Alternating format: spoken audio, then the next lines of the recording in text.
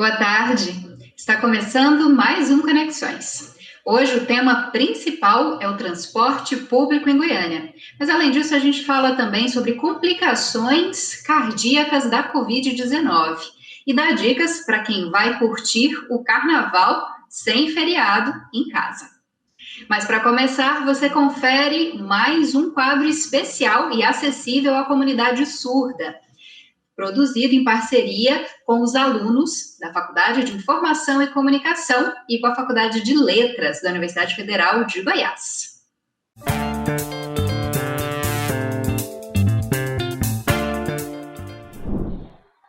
Olá, tudo bem? Estamos começando mais um programa e o Conectados traz agora para você um resumo dos principais assuntos da última semana. Esta é uma produção dos alunos dos cursos da Faculdade de Informação e Comunicação e Faculdade de Letras da UFG. Sejam bem-vindos! O governo do estado lançou uma ferramenta de pré-cadastro para a vacinação contra a Covid-19. É o Vacina Goiás. A plataforma está disponível no site www.go.gov.br/vacina Goiás. O objetivo é reduzir filas e aglomerações durante a vacinação. O pré-cadastro é obrigatório. Neste momento, o agendamento só está liberado para pessoas acima de 85 anos de idade. As pessoas que fazem parte deste grupo, mas não fizeram pré-cadastro, também serão vacinadas. É só procurar uma sala de vacina disponível na cidade.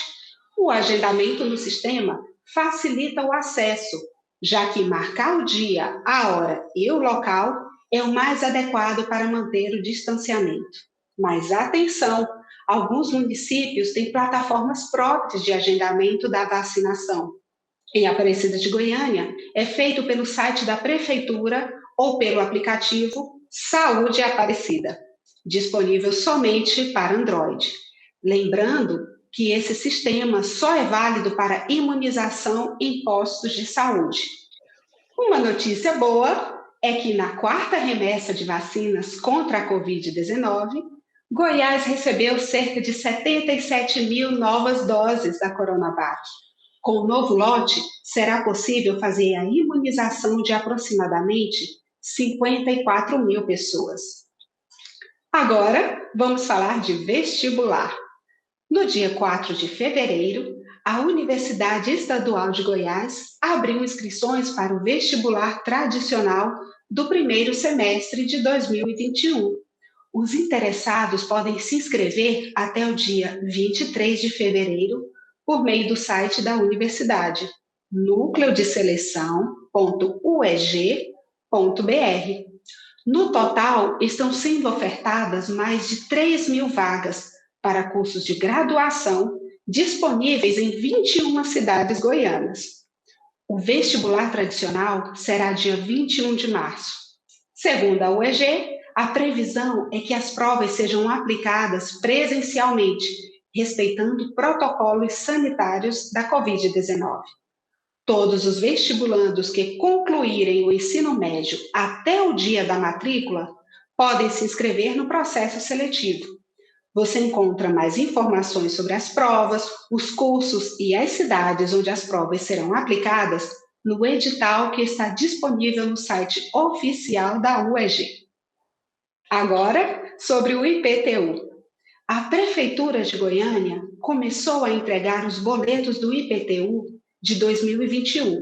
Segundo a Prefeitura, cerca de 620 mil boletos serão entregues aos contribuintes.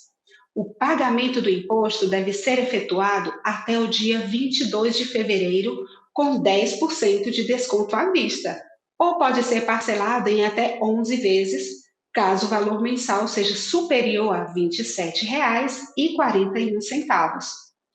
Quem escolher parcelar deve emitir mensalmente o boleto no site da Prefeitura de Goiânia ou em alguma unidade Atende Fácil. Para mais informações, é só acessar goiania.gov.br. Agora, mais uma notícia importante. O Hospital Veterinário da UFG está oferecendo vacina antirrábica para cães e gatos durante todo o ano de 2021. O serviço é gratuito e, por enquanto, somente essa vacina está disponível. O atendimento é realizado por ordem de chegada e não necessita de agendamento. Basta ir até o posto de vacinação que está localizado atrás do Hospital Veterinário da UFG, no campus Samambaia. A vacinação é recomendada para animais a partir dos 3 meses de vida e que estejam saudáveis. O Hospital Veterinário recomenda que apenas uma pessoa compareça levando o animal e que os cães estejam com coleiras e focinheiras e os gatos em caixa de transporte. A vacinação antirrábica protege os animais contra a raiva, o que contribui para o controle da doença na cidade e protege também a saúde humana.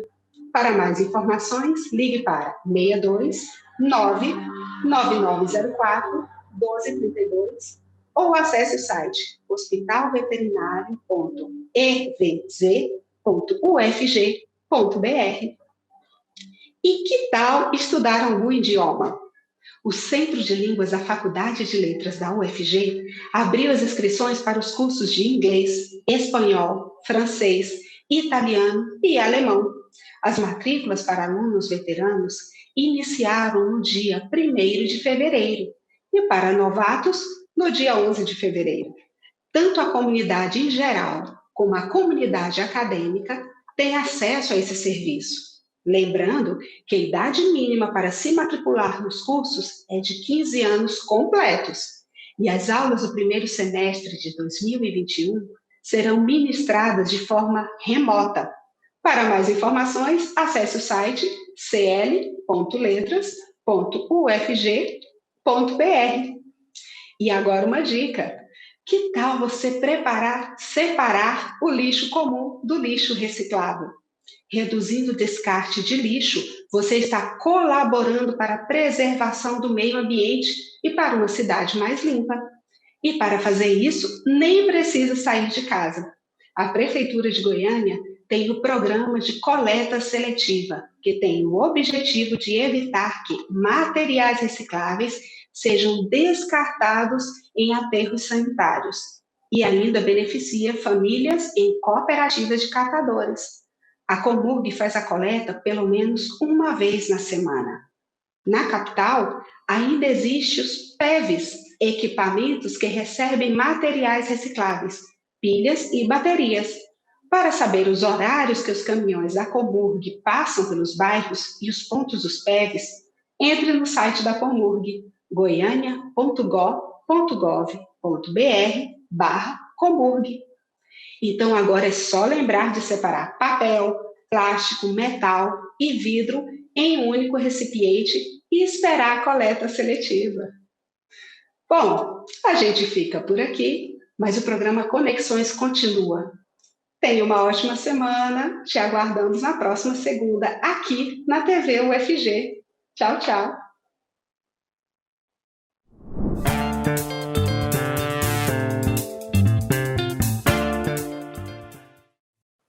E apenas 4 das 17 cidades que compõem a região metropolitana de Goiânia se manifestaram sobre o plano emergencial de socorro ao transporte coletivo.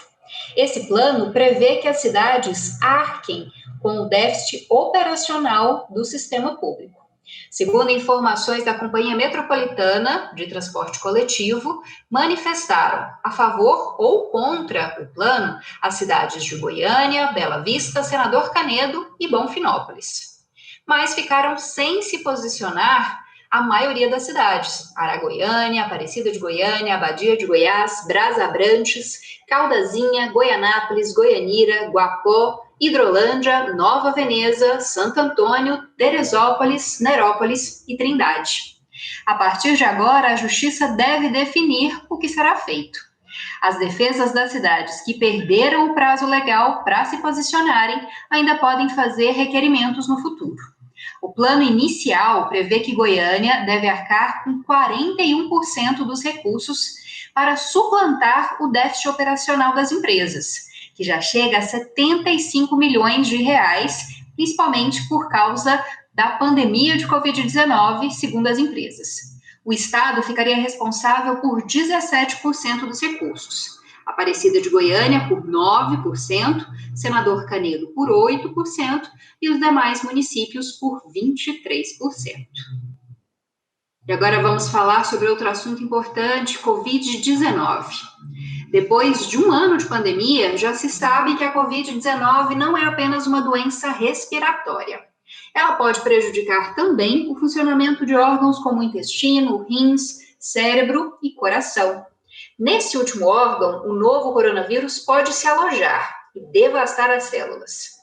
Além disso, a infecção pode gerar uma resposta desmedida do sistema imune, o que leva a um estado de inflamação, que prejudica o funcionamento também do sistema cardiovascular. Segundo o Instituto do Coração de São Paulo, mais de 16% dos pacientes internados em UTIs para tratamento da Covid apresentam arritmia. Até 23% deles têm insuficiência cardíaca. Esses danos independem do grau da doença.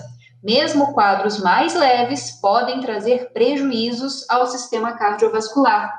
E para entender um pouco mais sobre essas complicações cardíacas provocadas pela Covid e que podem durar até mesmo depois que os sintomas da doença desaparecem, nós vamos conversar com o cardiologista Alessandro Felipe. Ele é especialista em arritmias cardíacas e diretor de comunicação da Sociedade Goiana de Cardiologia. No início de tudo, a gente não imaginava o potencial que essa infecção pode ter no coração. Se imaginava se tratar de uma doença de comprometimento quase que exclusivamente pulmonar. O tempo nos mostrou que a gente estava errado. Nós aqui no Brasil temos alguns estudos já mostrando que em várias cidades o número de óbitos por doenças cardiovasculares em tempos de pandemia mais do que dobraram. Ou seja, deve haver algum mecanismo nessa infecção capaz de acometer o coração, agravar o prognóstico do doente e, mais do que isso, por si só, aumentar o número de óbitos por problemas do coração.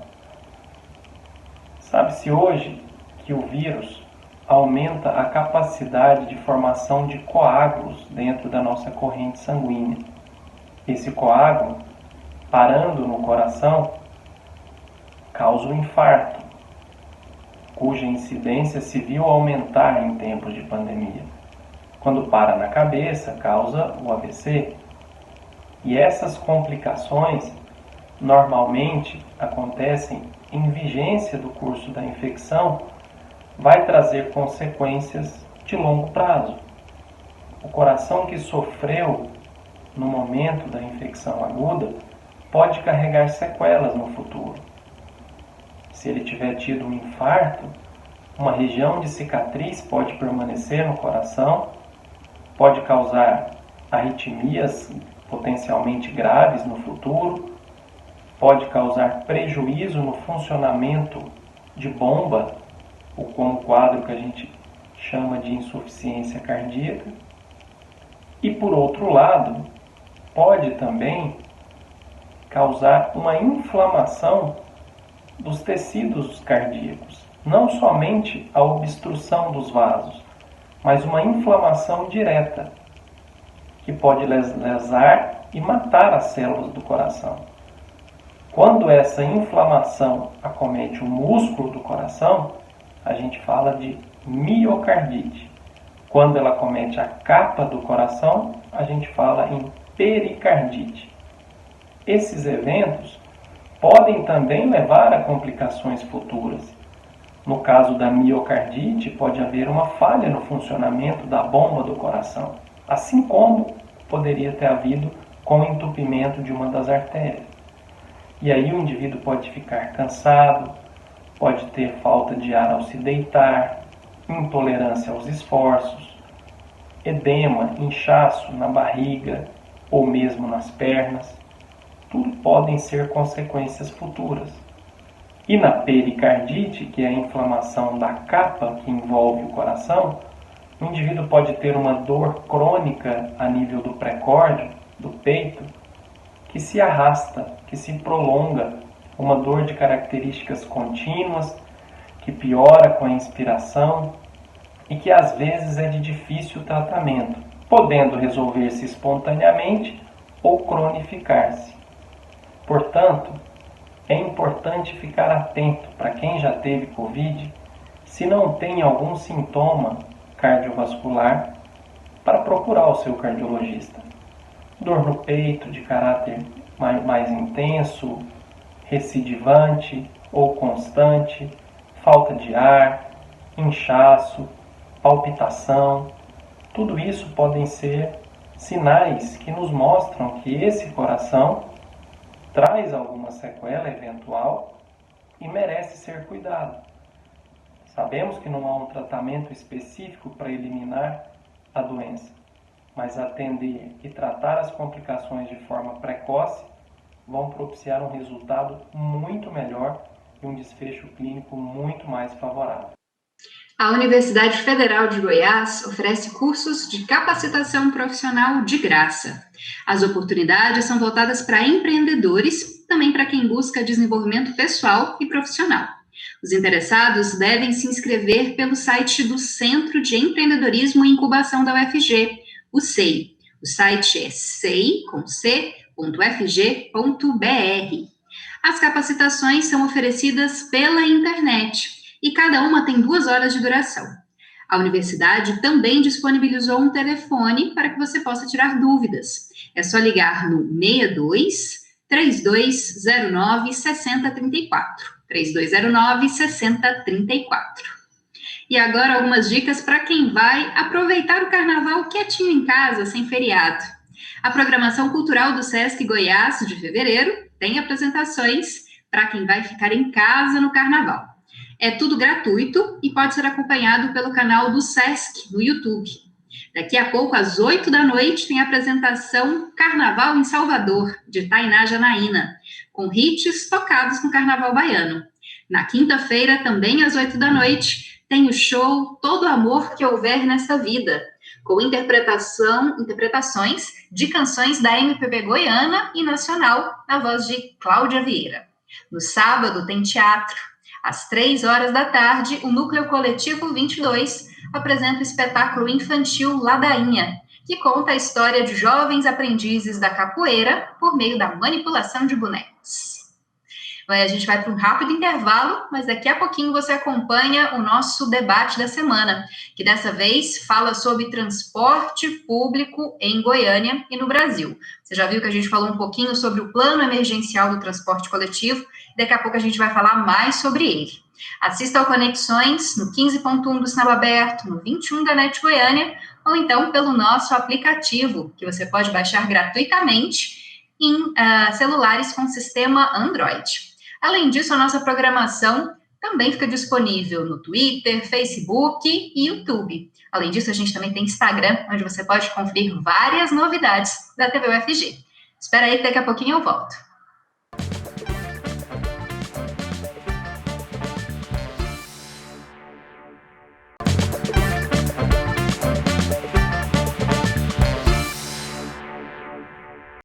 Chegou a hora do nosso debate da semana, que dessa vez fala sobre uma grande preocupação, acredito que da maioria dos goianienses, o transporte coletivo.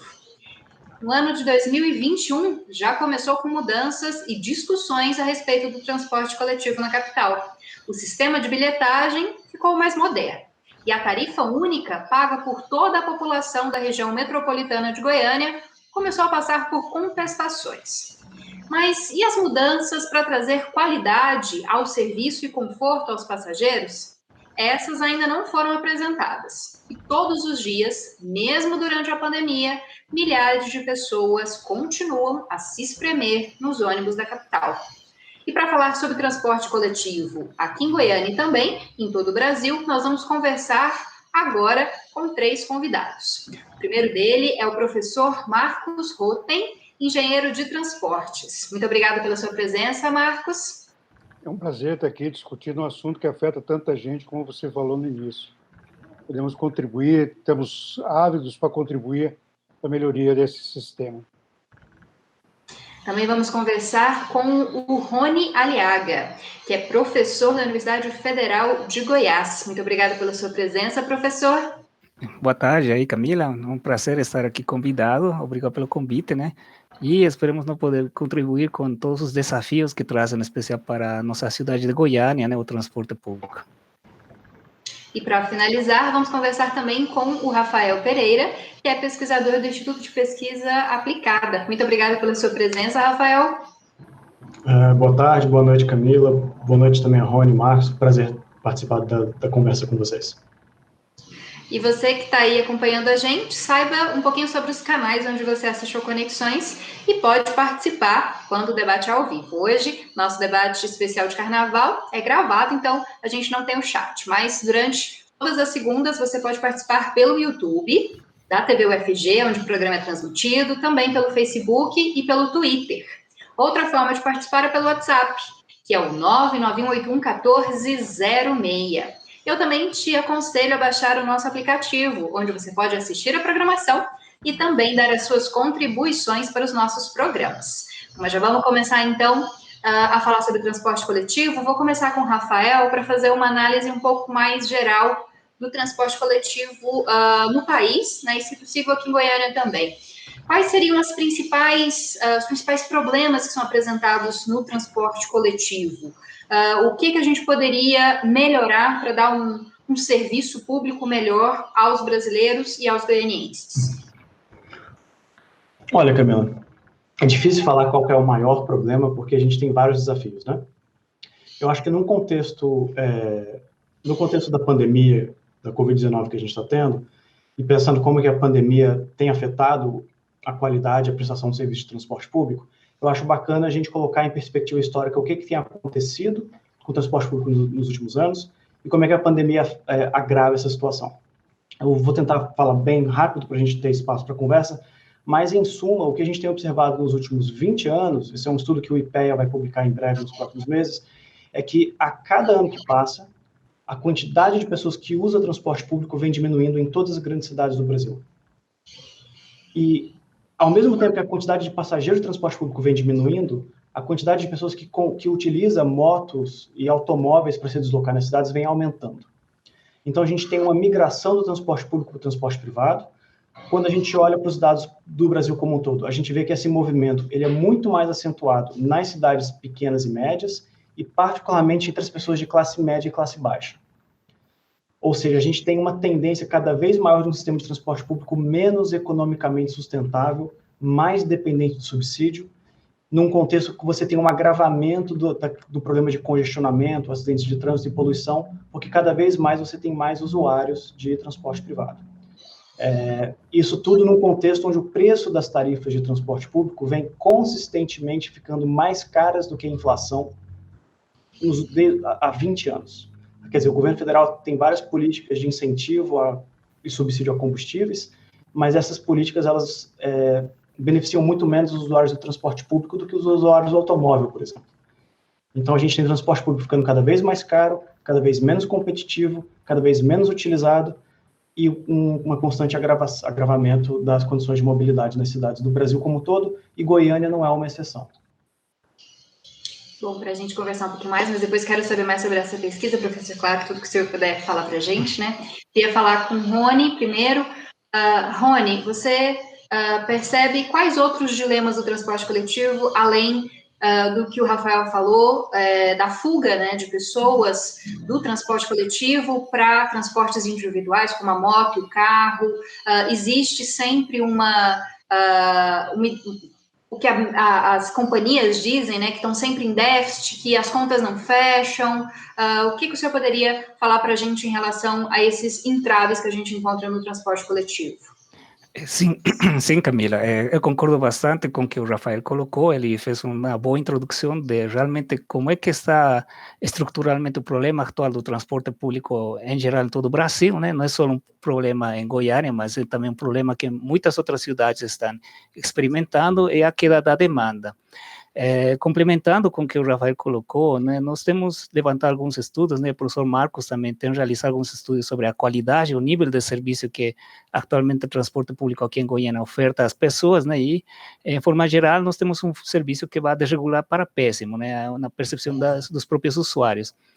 Outro estudo que nós fizemos em 2019 foi um pouco sobre a migração mesmo dos usuários de transporte público para outros modos. Nós levantamos uma pesquisa de preferência declarada e o interessante foi que um segmento dos nossos participantes foram alunos universitários, né, que em especial utilizam o passe estudantil. Contudo, uma probabilidade pelo menos de 11% e 18% estavam optando por migrar para o carro e a moto, respectivamente, né, o que nos chama a atenção, porque, digamos, uma pessoa que hoje em dia faz uso de um subsídio, que é o passe estudantil, não paga uma passagem completa, né? Já tem perspectivas de que vai sair do sistema, isso foi antes da pandemia, né? Agora, talvez com a pandemia, tem piorado ou aumentado essas probabilidades de sair do sistema, então nos chama a atenção, porque o sistema vai ficando sem um potencial passageiro, né? Porque hoje em dia o estudante que não está pagando pode ser um potencial passageiro que pague a posterior o serviço, mas se ele está saindo do sistema para utilizar uma carro, uma moto ou um transporte por aplicativo, então isso causa bastantes problemas, em especial para as projeções que podem ser as empresas, né? E isso a gente também chamou muito a atenção, porque nós, nos estudos econométricos, nós temos que chamar valor do tempo. Então, o valor do tempo que nós tínhamos calculado nessa pesquisa, nós levantamos que o valor do ônibus é 0,31 reais por minuto e o valor da moto era 0,39 reais por minuto, o que indica que são valores similares. Portanto, a pessoa pode optar por utilizar uma moto. Hoje em dia, utilizar uma moto pode ser até mais barato que utilizar o transporte público, né? Se a gente faz assim as contas mais detalhadas. Então, isso chama bastante atenção. Além disso, posso trazer que os sistemas de transporte público coletivo também sofrem do que eu chamo dos arquetipos. Em especial, vou deixar para Goiânia, que estudamos bastante aqui. Em Goiânia, nós temos um arquétipo do transporte coletivo ser associado com aspectos negativos, né? Falta de segurança, falta de qualidade, fracasso. Nós temos feito os estudos e qualquer pessoa aqui em Goiânia, seja ou não seja usuário do transporte público, ela vai falar que o transporte público aqui é ruim. Então, isso significa que as pessoas não esperam muito desse serviço, né? Nós temos uma imagem negativa, o que também vai afetar bastante o futuro do transporte público, porque as pessoas vão tender cada vez a sair mais, né? E hoje em dia, uma das tendências que a gente pode observar no mundo é que também se está procurando uma mobilidade personalizada, né? O que tanto o City Bus, que foi implementado pela HP, nos está demonstrando que muitas pessoas que têm alcance de utilizar um tipo de serviço mais personalizado, elas também vão optar por esse tipo de serviço, como é o City Bus, como é o Uber, né? Que hoje já estão substituindo o serviço de transporte coletivo, né? E acho que a pandemia ainda puxa mais as pessoas a procurar esses modos mais individualizados, né? Mais personalizados.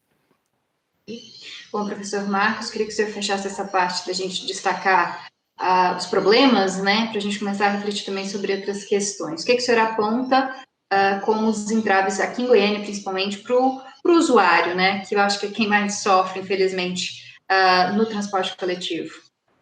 O usuário do transporte coletivo é universal criticar o serviço, né? Eu já ouvi estudos, as pessoas sempre criticam. Londres, já faz algum tempo, mas passou por uma situação interessante.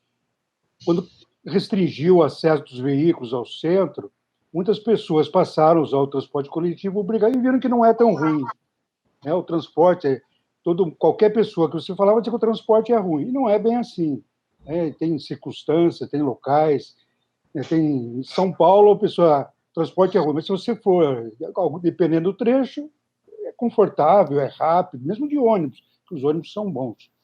Goiânia tem uma particularidade que é diferente de todos os outros 26 capitais. Goiânia não tem um serviço de transporte coletivo. Goiânia utiliza o transporte metropolitano. Aí foi criada uma tarifa única metropolitana que criou muitas distorções. A principal dela, nenhuma autoridade assume o transporte. Então, se vocês chamarem, vão chamar aqui autoridade, vão chamar um governante para falar de transporte. Não vem nenhum. O prefeito de Aparecida, na administração passada, assumiu a CDTC, que é o órgão que administraria o transporte mundial. Ficou um ano e saiu correndo. Depois ficou um tempão sem ter outro. O prefeito de Goiânia, atual, a primeira coisa que ele fez foi inviabilizar o transporte. Por quê? Porque ele só se preocupou com a tarifa. Porque a tarifa, todo mundo fala disso, mas é o caso que o professor Rony falou. O estudante, eu sempre pergunto para os alunos, eles reclamam que a tarifa é cara. Quanto é que você gasta? Eles não gastam nada. Então, o estudante, mesmo não gastando nada, ele foge do transporte, porque o transporte em Goiânia, particularmente, pior do que as outras capitais todas que eu conheço. Então, ela tem essa anomalia criada em Goiânia, foi levando o transporte. Cada dia se deteriora mais, as empresas têm o sistema econômico que garante para elas uma sustentabilidade através do sindicato, e não se preocuparam muito com o transporte, o poder público não cuidou, e isso foi degradando. Veio a pandemia, piorou mais ainda. Lógico que hoje qualquer empresa do mundo está tendo dificuldade, qualquer empresa de transporte está tendo dificuldade, porque a situação deve ser muito estranha, e que criou muita gente fugir do transporte. Eu vi ontem na Espanha, 50% das pessoas deixaram de usar o transporte, né? Nem sabem para onde é que estão indo. E agora tem mais um agravante, que é o Uber. O Uber inviabiliza o transporte coletivo. Por quê? Porque o Uber, ele pega o filé, que é o passageiro de pequena distância, não tem encargos trabalhistas nenhum. O motorista do Uber, às vezes eu raramente pego, eu tenho medo de pegar o Uber, e ele trabalha 16 horas por dia. O Jornal Popular fez uma pesquisa, e motoristas trabalham 12 horas todos os dias da semana. Para vocês verem o grave disso, pode olhar na rua aqui em Goiânia, de outras cidades também. Quando você vê um motorista totalmente desligado do que está fazendo na rua, é um motorista de Uber. Tem que o celular aqui. Então, eles trabalham com uma jornada excessiva, não tem ganhos direitos trabalhistas nenhum, né? Até é um trabalho assim... na legislação brasileira, é um trabalho análogo ao escravo, onde você não tem direito, não tem hora extra, não tem apoio, não tem nada. E eles pegam o filé, porque quem mora em Senador Canedo para vir para o centro de Goiânia, da 30 quilômetros, eles não trazem, porque a pessoa não vem, porque é caro. Essa pessoa tem que pegar o ônibus e até pode fazer uma baldeação para pegar o Uber. Aí ele pega aquele trecho. Eu vejo hoje aqui, eu fico no meu prédio, as pessoas que eram usuários do transporte coletivo estão usando o Uber, os que andam pequenas distâncias. E o transporte no Brasil, ele tem uma função muito além, que é a gratuidade. Nós transportamos o estudante, o Estado paga. Nós transportamos deficientes, doentes, idosos, que cada vez tem mais idosos, as pessoas estão vivendo mais. Então, essas pessoas já estruturaram a vida delas andar de graça no transporte. Então, o transporte, o ônibus, no caso de Goiânia, ele é universal e ele é um serviço que tem que ser prestado de forma contínua. Então, com essa concorrência, a decisão do prefeito, e com esse descaso, a situação a gente só vai ver piorar mais ainda. Bom, Rafael, você falou dessa pesquisa que fala da fuga da população. Ela aborda questões referentes à pandemia. As pessoas têm evitado o uso do transporte coletivo com medo de contaminação. Isso é real? Dá para perceber na pesquisa? Porque a gente vê aqui em Goiânia que mesmo que as pessoas não estejam saindo de casa usando o transporte coletivo, ele continua cheio, né? A gente vê os ônibus de Goiânia sempre cheios, pessoas reclamando que a frota foi reduzida por causa da pandemia, não se segue questões diferentes a distanciamento social. Como é que isso foi abordado na pesquisa? Sim, Camila, a gente encontra resultados que vão nessa direção que você está falando. Qual que é o resumo da história toda?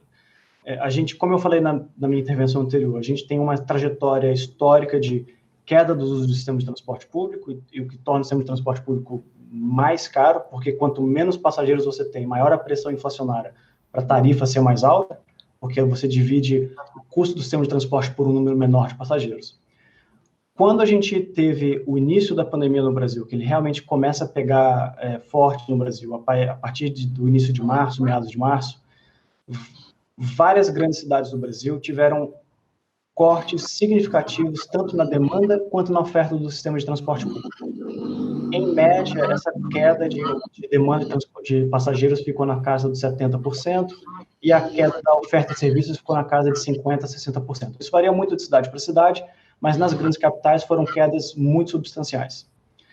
Quando a gente olha dados de telefone celular que permitem a gente captar se a pessoa fez isolamento e ela ficou em casa ou não, a gente vê que imediatamente após o início da pandemia, com as medidas de isolamento de vários estados e municípios, o Brasil inteiro, praticamente, todas as grandes cidades, entrou em isolamento social, então a taxa de isolamento ela sobe muito, os níveis de mobilidade caem rapidamente, mas logo após abril e maio, os níveis de mobilidade começam a voltar a subir, consistentemente. Então as pessoas se isolaram muito imediatamente após o início das medidas de lockdown, mas elas começam a relaxar logo em seguida. E aí tem duas coisas muito interessantes. A primeira delas é que mesmo agora, no início de janeiro, fevereiro desse ano, várias cidades ainda não voltaram ao patamar pré-pandemia de mobilidade. Algumas ainda estão abaixo estão com o efeito da pandemia, mas várias ainda não voltaram ao nível pré-pandemia. E a outra coisa interessante é que a gente consegue, pelos dados do celular da Google, identificar se a pessoa fez isolamento. Ficou em casa, se ela deixou de ir para parque, se ela deixou para ir para o local de emprego, áreas comerciais ou se transporte público. E uma coisa muito curiosa que a gente vê é que o nível de mobilidade ele volta a subir para todos os tipos de atividade, mas o nível de mobilidade para transporte público ele fica para trás. Então ele cresce, ele volta para níveis normais ou quase normais, mas no nível muito mais baixo. O que sinaliza, sim, Camila, acho que a sua resposta está super correta. As pessoas estão, na medida do possível, evitando usar o transporte público ainda com algum receio. As pessoas que têm condições de evitar, né? Porque várias pessoas a gente sabe que, infelizmente, não tem. Um outro sinal claro disso é que quando a gente olha para o nível de congestionamento das cidades, o congestionamento cai assim que entram as medidas de isolamento social, o congestionamento volta a subir lentamente, mas eles já estão, em algumas cidades, eles já estão em níveis acima da pré-pandemia. Ou seja, imagina que várias pessoas voltaram a se locomover, só que agora elas estão evitando transporte público e elas estão usando carro. Então, você tem, com essa migração do transporte público para o automóvel, você acaba agravando a situação de congestionamento em algumas cidades que hoje enfrentam níveis de congestionamento maiores do que pré-pandemia. Bom, professor Rony, o senhor disse que o estereótipo, né, o arquétipo aí do transporte coletivo em Goiânia é pessimista, né? As pessoas falam do transporte coletivo sempre dizendo que ele é ruim, deficitário. Quais são os principais pontos que as pessoas que participaram dessa pesquisa, elas apontam para dizer que esse transporte é ruim? É a qualidade do serviço, a lotação, a demora, o preço? A gente pode elencar tanta coisa aqui, né?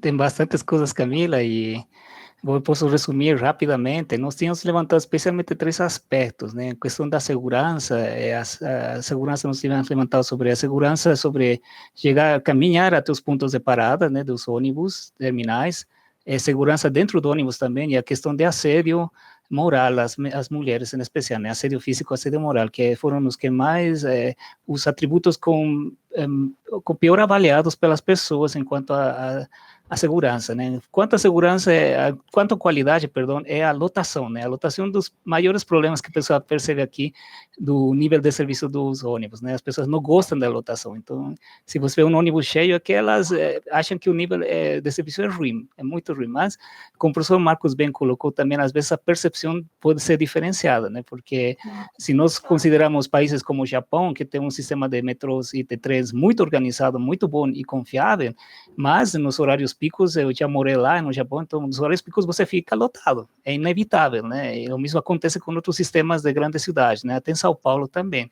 Então essa percepção da lotação é associada com a insegurança que nós temos levantado nos estudos, né? E outra das questões também a insatisfação com a tarifa, né? O valor que as pessoas pagam pela tarifa, né?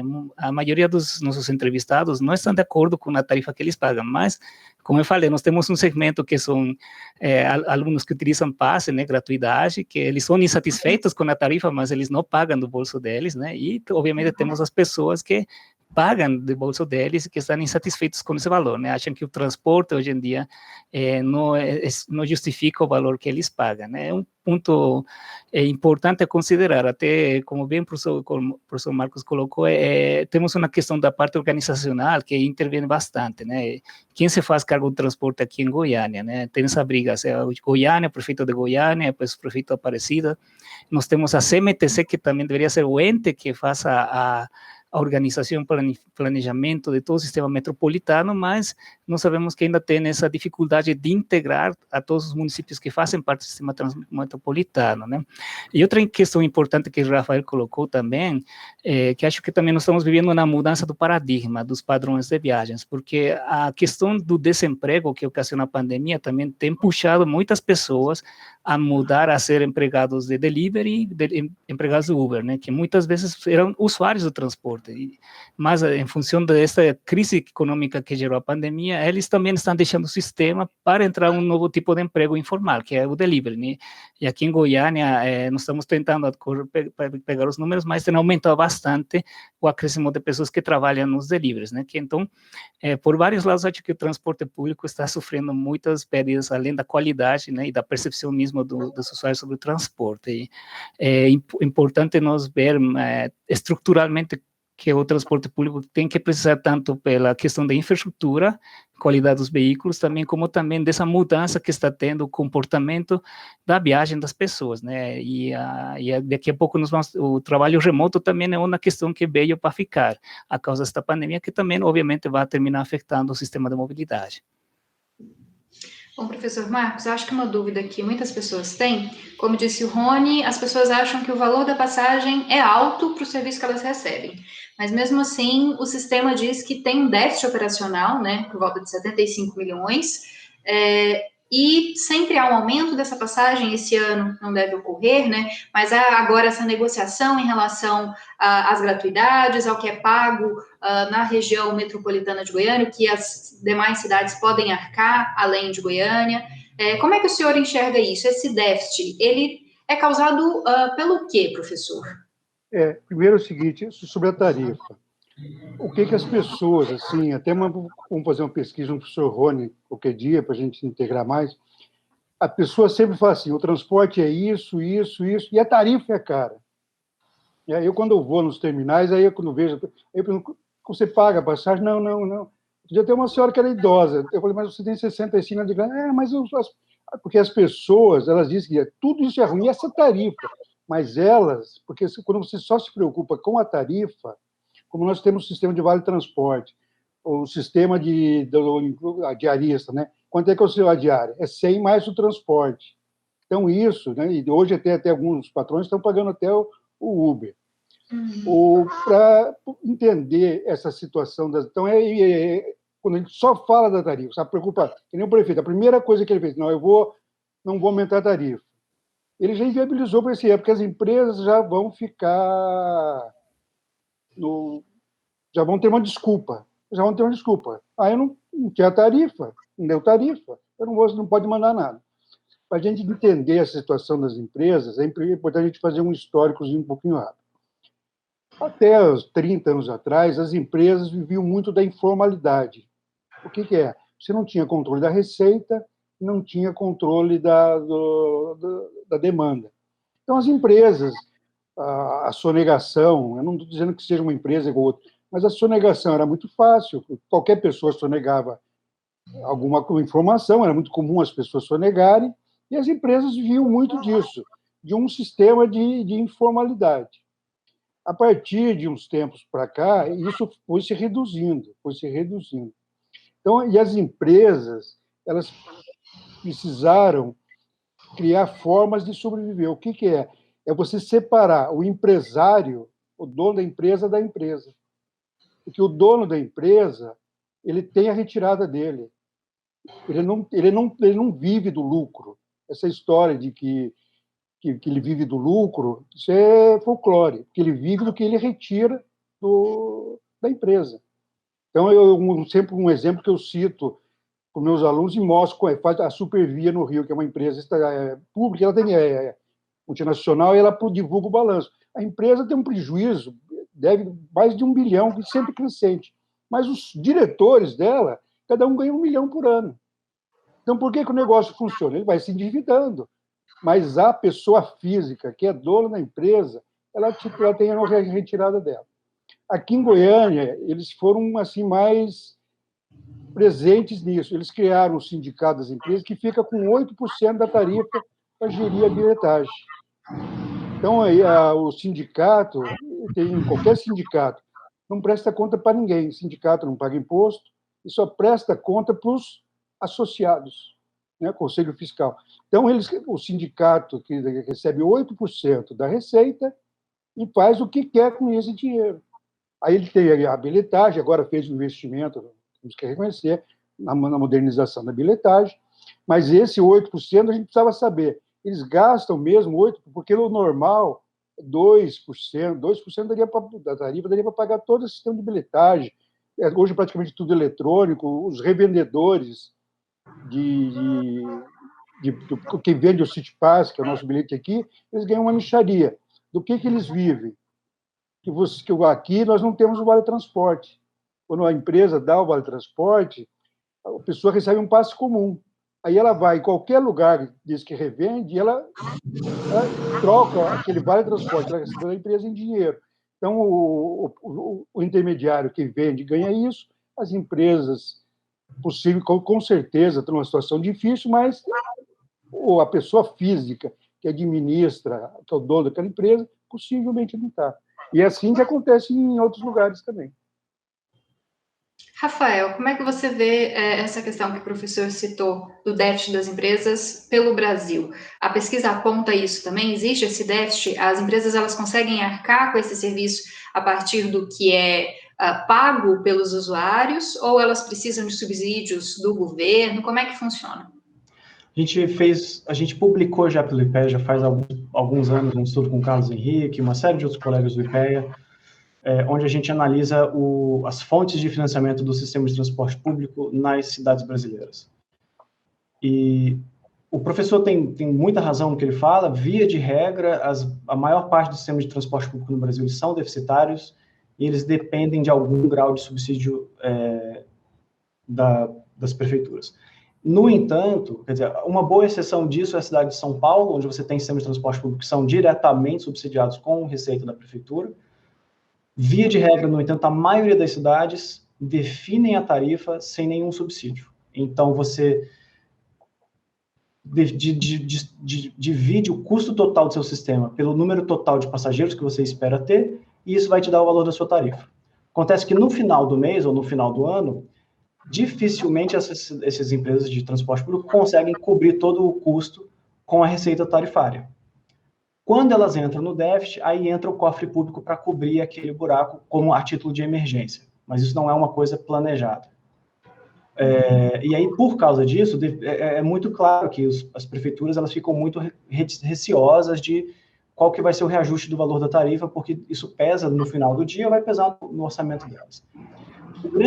Na minha pequenez, assim, na minha experiência como um jovem pesquisador sobre o tema, com todos os estudos que a gente já tem feito no IPEA e no exterior, a gente tem visto que o maior problema disso é uma visão míope que as autoridades públicas têm de achar que subsidiar o transporte público deve ser evitado a todo custo.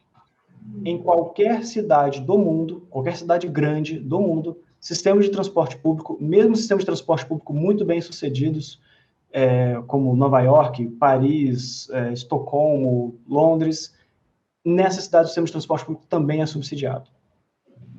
Todo passageiro vai reclamar da tarifa de ônibus, cara, porque todo mundo gostaria de pagar uma tarifa mais barata, né? Digamos que é natural você querer pagar um valor mais barato. No entanto, as pessoas não percebem que não usar transporte público não é uma opção viável. Se todas as pessoas deixassem de usar o transporte público e utilizassem o transporte privado, as cidades simplesmente parariam. Elas entrariam num lockdown forçado, porque o sistema de transporte público ia congestionar e tudo ia parar. Nesse sentido, o sistema de transporte público ele tem um papel fundamental em tornar as cidades economicamente, socialmente e ambientalmente viáveis. Pensando por esse lado, o custo, o valor que a prefeitura investe como gasta ou investe como subsídio da tarifa, ela tinha que ser pensada como um cenário alternativo. O cenário alternativo de você não subsidiar a tarifa de ônibus é o custo econômico e ambiental e social que você vai ter de mais congestionamentos, mais acidentes de trânsito, mais poluição, porque o sistema de transporte público não funciona. Então, eu acho que o grande gargalo que a gente tem é mudar a mentalidade, quer dizer, acertar as contas públicas, mas pensando numa mentalidade onde você consegue achar fontes extratarifárias para financiar o transporte público, para você diminuir o rombo, mas sim reconhecer, as prefeituras precisam reconhecer que algum grau de subsídio ao transporte público é necessário. É extremamente salutar e importante que a gente busque fontes extratarifárias, aluguel de terrenos, marketing, a integração entre planejamento de estações e centros comerciais e edifícios, para que as empresas de transporte público consigam alavancar esses centros comerciais para conseguir fonte extratarifária de renda, mas, em última instância, o subsídio tarifa é essencial. Professor Rony, como é que o senhor percebe também essa questão da tarifa, do déficit das empresas, né, e do que elas têm proposto ultimamente para tentar sanar esse déficit? Vamos começar a falar, né, do plano emergencial aqui de Goiânia, que prevê esse pagamento maior, né, das cidades do entorno, uma porcentagem maior para arcar com esse déficit. Como é que o senhor percebe isso? Bom, Camila, concordo com tudo que foi colocado pelo professor Marcos, pelo pesquisador Rafael, né? Então, eles já tocaram uns pontos bem importantes sobre a questão do subsídio, né? O problema que a gente se tem com a tarifa. Atualmente, até você colocou, mas antes, né, que hoje em dia as pessoas estão ainda em ônibus lotado porque muitas empresas estão falindo e não tem mais frota nem motoristas para atender o serviço atual, né? E acho que dentro do plano emergencial que a CMTC elaborou, elas, para evitar um pouco a aglomeração também, eles começaram a utilizar linhas mais diretas e já não linhas integradas até os terminais, né?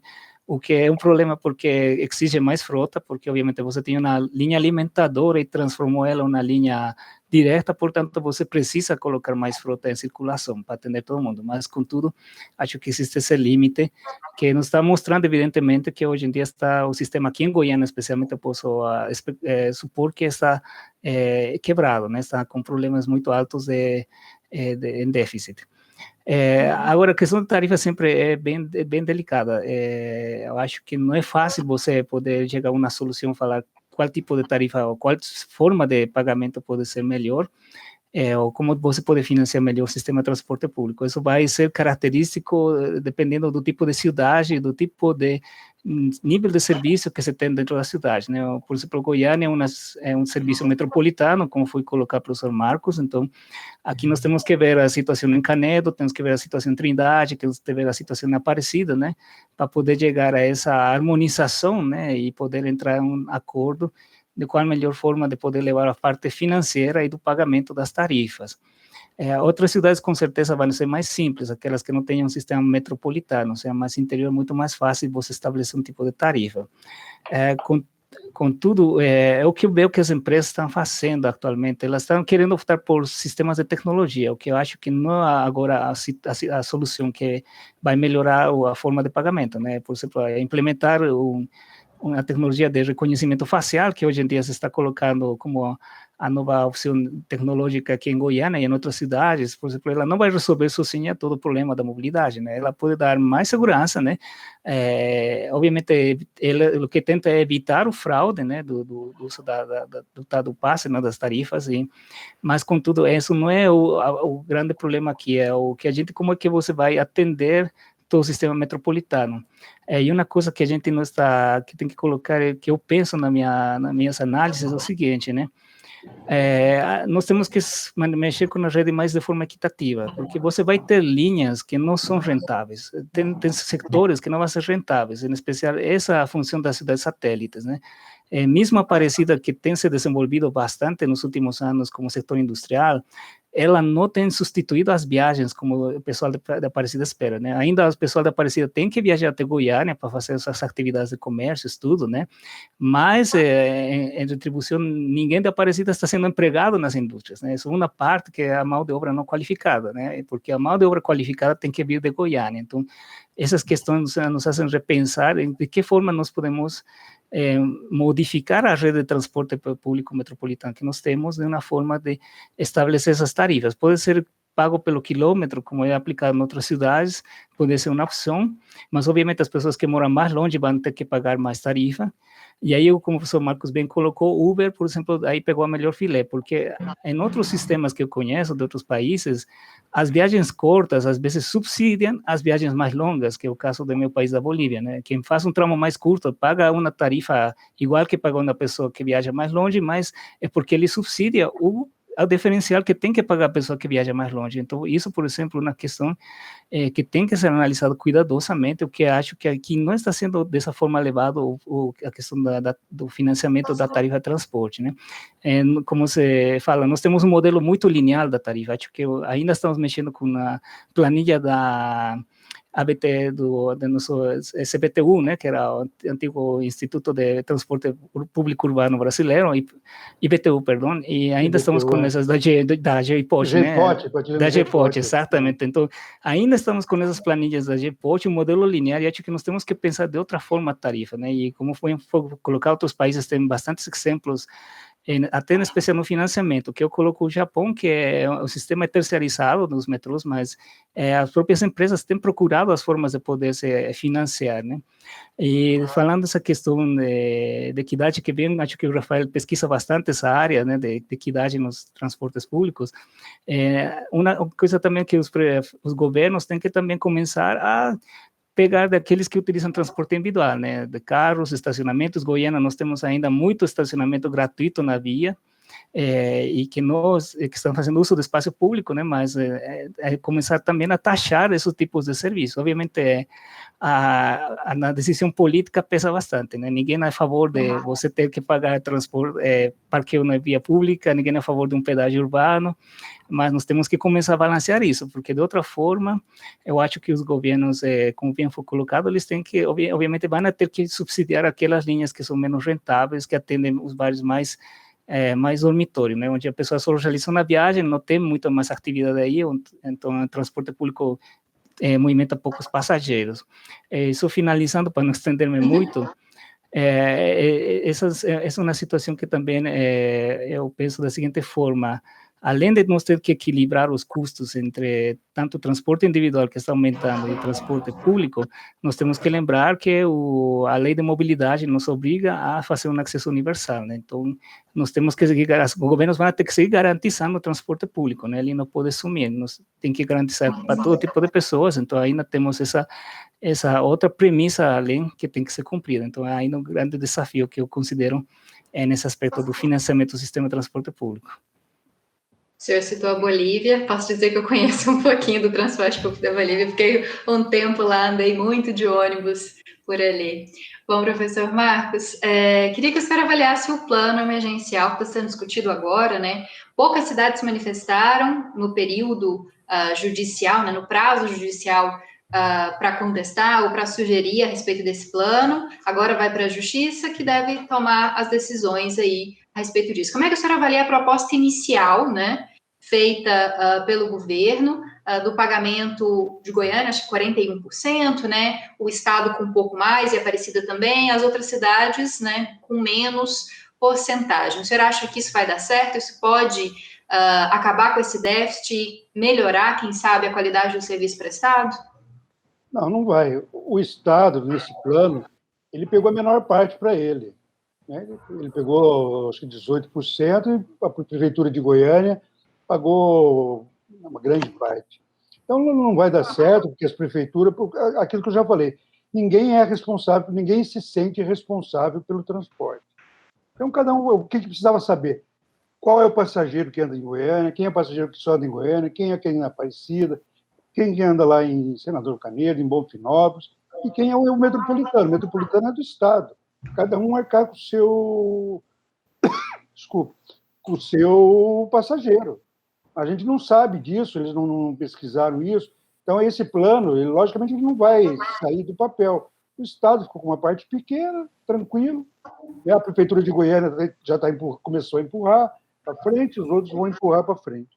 Porque uma coisa assim que é importante destacar, eu participo muito chama-se Café da LTP. A LTP é a Associação de Transporte Público. E lá sempre vai um prefeito. São raros os prefeitos empreendedores que têm a preocupação com a cidade. Então, ele fala assim, eu preciso do transporte, por quê? Eu preciso fazer isso, tenho que fazer aquilo. São pouquíssimos os que realmente têm essa visão. Então, o que eles estão preocupados? Empurrar com a barriga. Então, como aqui em Goiânia, ninguém associa o transporte à autoridade, eles não se preocupam. Porque o que acontece? Quando você tem uma empresa, você tem que se preocupar com o futuro dela. Quando você é administrador de uma cidade, você tem que se preocupar. Se eu fizer isso, então, assim, qual que é a solução para o transporte, para o prefeito? Quanto mais Uber tiver, melhor é. Para ele, quanto mais Uber tiver, melhor. Porque diminui muito a reclamação, e o problema que vai dar daqui a um ano, quando a gente não tiver mais transporte, vai chegar uma hora que não vai ter. O transporte vem definhando. Né? No Rio de Janeiro, já várias empresas, o Rio de Janeiro, que era uma panaceia, várias empresas quebraram. Por quê? É muito transporte clandestino, vai deixando tudo para lá, aí as empresas foram... O que acontece? Enquanto o empresário consegue tirar o dinheiro, tudo bem, mas chega uma hora que ele não consegue pagar o salário. Né? E aqui tem uma empresa aqui em Goiânia que não chegou a ter um dia que não tinha dinheiro para pagar o diesel. Aí depois ela fez entrou em recuperação judicial e conseguiu sobreviver um tempo. Então, o plano não vai dar certo por causa disso.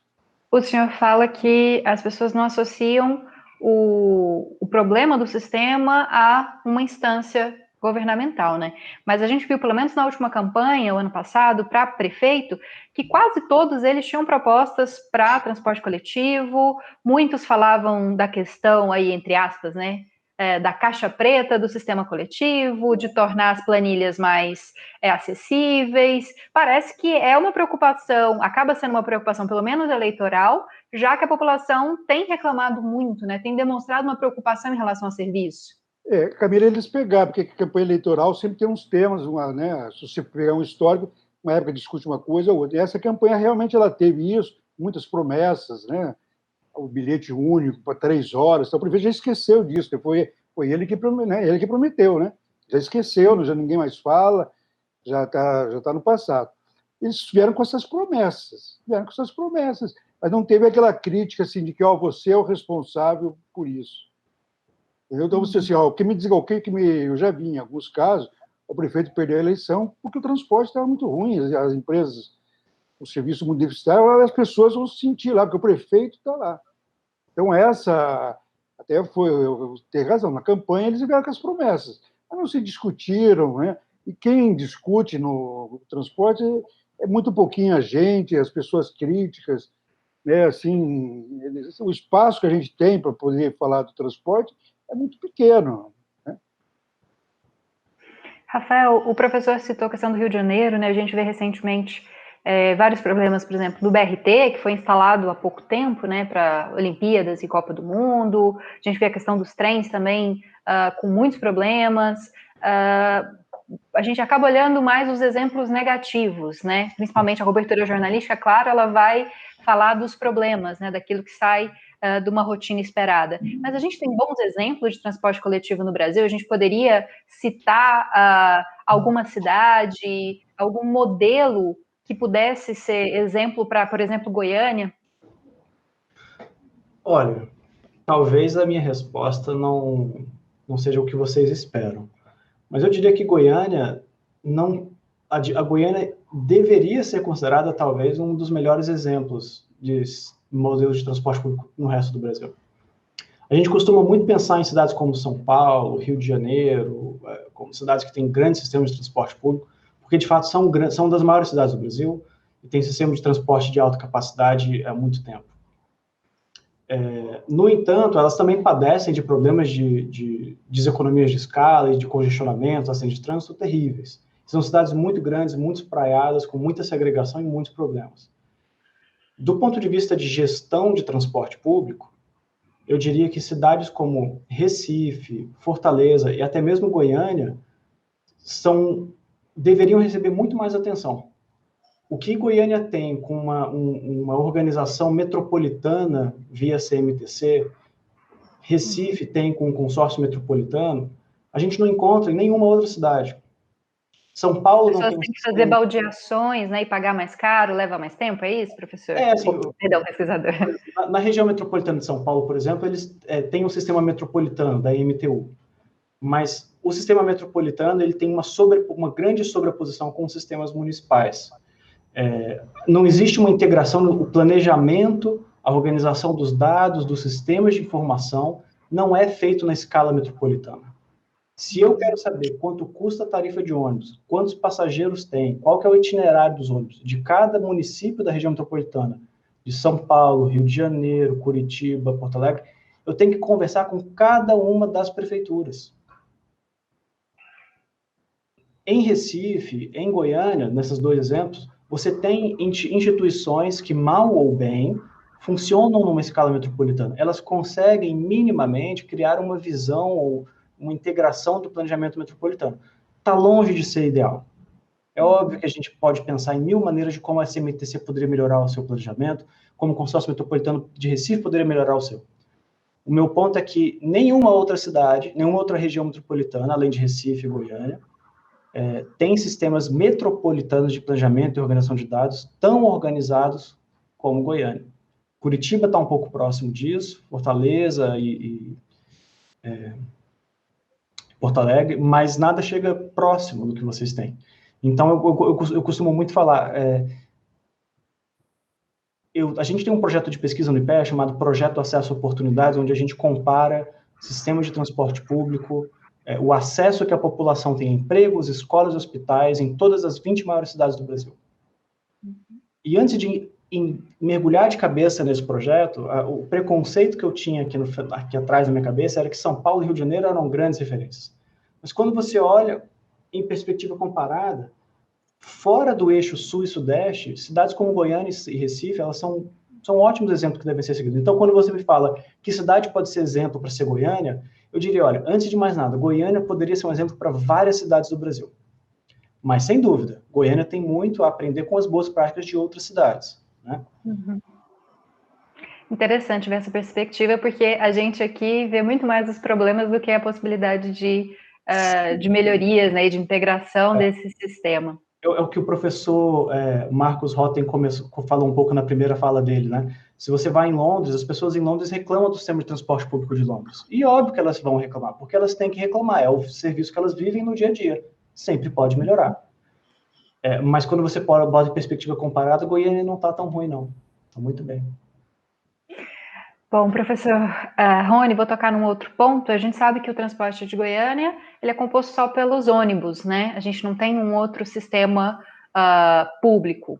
Mas a gente está tendo aí a implementação, que está demorando muito tempo para sair do papel, né? Do BRT. Eu queria saber se o senhor acha que vai auxiliar o transporte, vai ser melhor do que ter só a opção do ônibus, ou é um elefante branco? Bom, Camila, é interessante o projeto do BRT, é um ponto que já foi perguntado várias vezes, né, no passado para nós na universidade. Sim, qualquer sistema, você vai ter mais uma linha de BRT, que vai ser de norte a sul, então ela vai melhorar a conexão, a integração de nossa rede metropolitana. Obviamente você vai ter mais capacidade dentro desse eixo, né? O grande problema que eu talvez vou ver vai ser um pouco que o projeto ainda está andando, né? Está ainda em construção, não estamos vendo, os prazos estão muito adiados, né? Do que já foi, quando tomaram as obras, né? Nós estamos um pouco fora do prazo, mas considero que sim, que essas linhas de BRT podem ajudar bastante, não sei em quanta magnitude, talvez no tempo de viagem, mas de que ela vai trazer um auxílio, sim, vai trazer pelo menos uma capacidade maior dentro desse eixo para atender aos usuários, né? Já que um BRT como o BRT Anhanguera, ele transporta mais pessoas, né? Não tem essa percepção de lotação de um ônibus mais pequeno, né? Então as pessoas se sentem, digamos, um pouco mais confortáveis.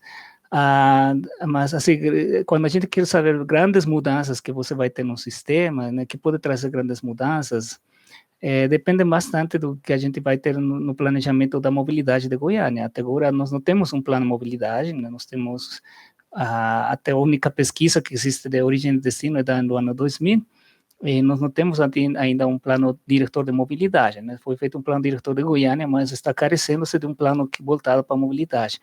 Que projetos mais podem ser implementados? Essa pergunta, né? Que horizontes pode ir Goiânia melhorando o sistema de transporte coletivo? Acho que a linha do novo BRT vai ajudar, mas eu vou colocar esse ponto, né? Porque eu vejo os problemas, mas eu vou colocar um ponto que esse projeto ele está desfasado, né? Ele foi criado em uma época que era na Goiânia, nós estamos experimentando agora na Nova Goiânia.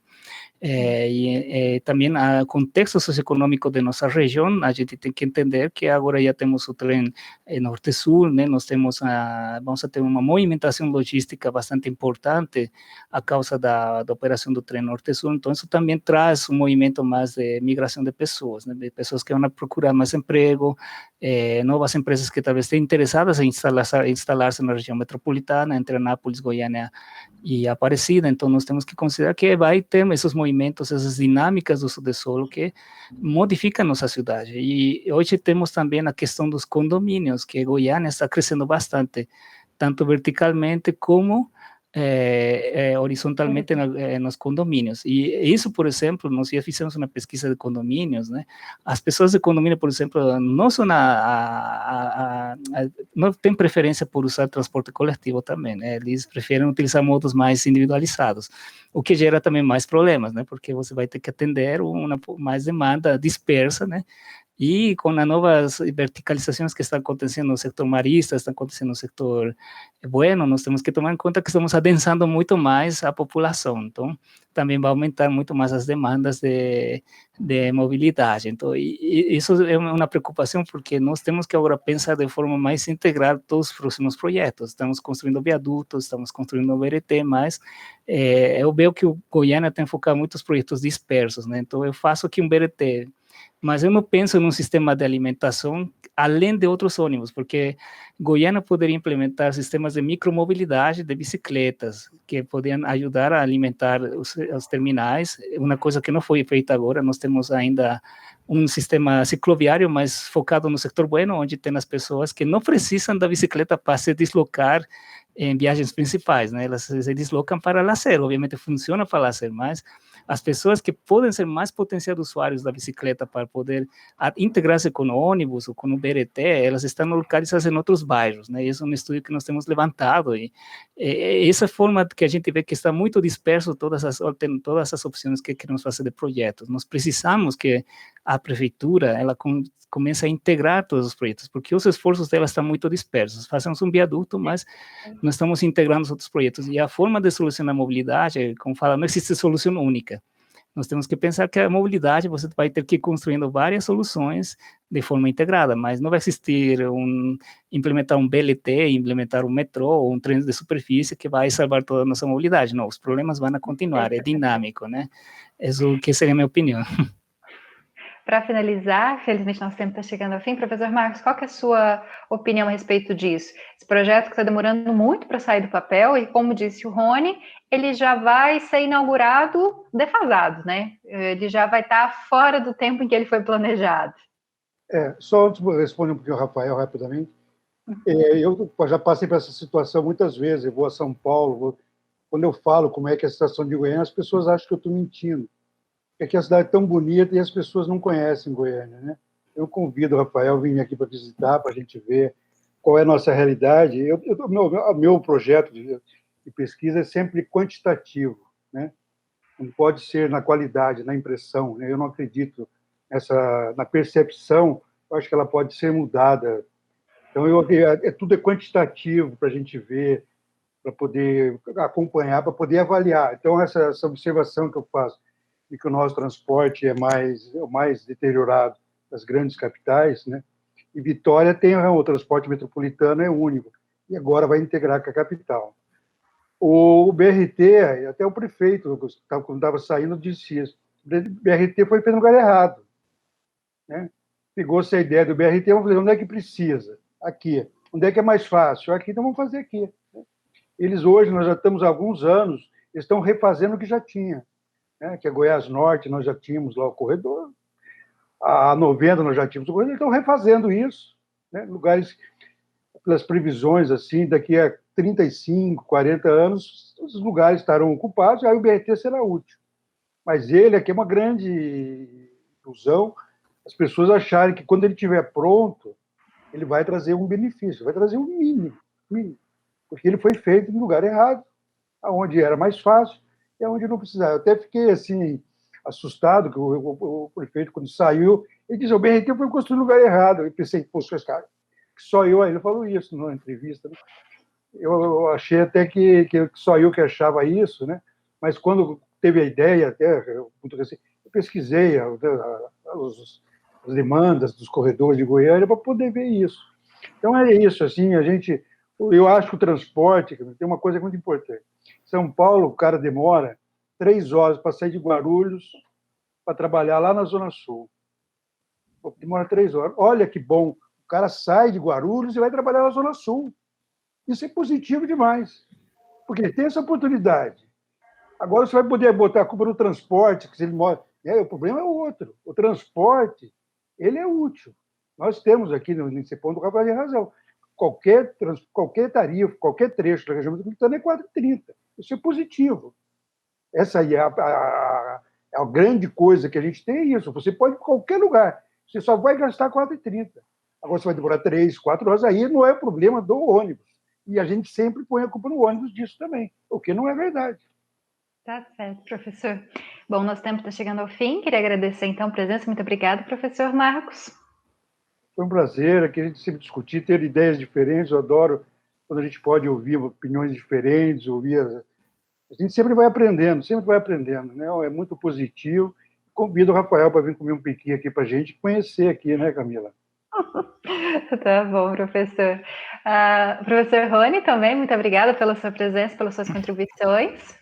Muito obrigado, Camila. Acho que foi uma discussão muito boa aqui. A gente teve bastantes discussões e ideias, né? O professor Marcos, que já nos conhecemos aqui em Goiânia. Eu também sou estrangeiro, cheguei há muito tempo aqui.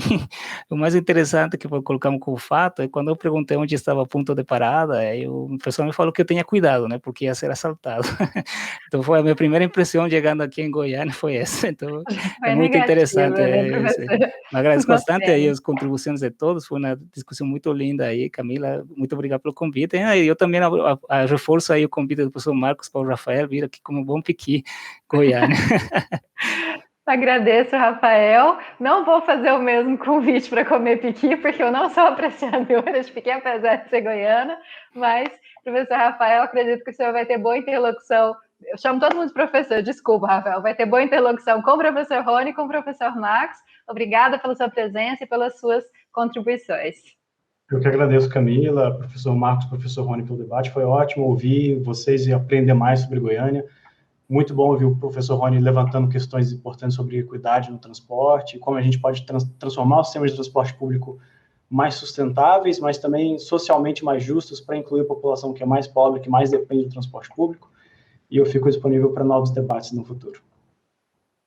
E eu agradeço a você que acompanhou esse debate de hoje. Te convido a assistir nosso próximo programa na segunda que vem, a partir das 5h30 da tarde, aqui na TV UFG.